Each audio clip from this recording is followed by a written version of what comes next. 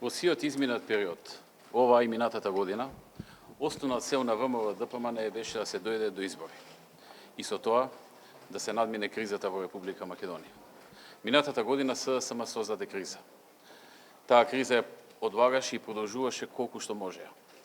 Направивме многу чекори со цел да ги доведеме во ситуација да не можат повеќе да ги одложуваат изборите, да нема каде да бегаат, да мора да се соочат со народот и да му овозможат на народот да излезе на гласање и да си го каже својот збор. А ја точно знам дека народот на изборите ќе го казни ова действување и ова работење и сето она што ја го направи СДСМ на Македонија во изминатите година и половина. Така што, од тој аспект можам да кажам дека денеска сум задоволен што конечно на некој начин успеавме Социјалдемократскиот сојуз да го доведеме во ситуација веќе да не може да ги избегнува изборите, да не може да вади нови изговори и алиби, затоа што се што имаа да кажат, на се се одговори, на се се даде одговор и за се се постигна некаква согласност, односно и се одговори на нивните барања. Така што од тој аспект добро е што денеска тие на крајот ја потпишаа изјавата за јавноста, со која што потврдува дека ќе излезат на 11 декември на избори, конечно.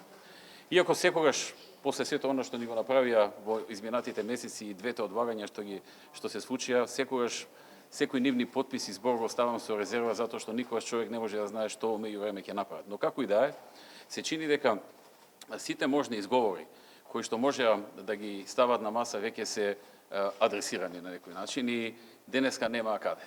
Денеска за се добија одговор, се им беше удоволено и мора да ја потпишат изјавата и да излезат на избори каде што народот ќе го има главниот збор. Ние сакаме да дојдеме до ситуација каде што народот ќе го има главниот збор. Ниту Зоран Заев, ниту Никола Груевски, ниту еден или друг или трет. Туку сите граѓани на Република Македонија. Тие гледа, слуша, ценеа, видоа се што се случуваше во овие 2 години, видоа кој зашто и како работи, гледаат кој се бори за државата, кој работи, да се создадат дела, да се создават работи, да се отворат работни места, да се донесат инвестиции, кој пак работи да се направи деструкција, кој работи во правец на правење и продолжување на кризи. На 11 декември ќе излезат, ќе си го кажат своето мислење. Каква политичка опција сака да ја води Македонија во иднина?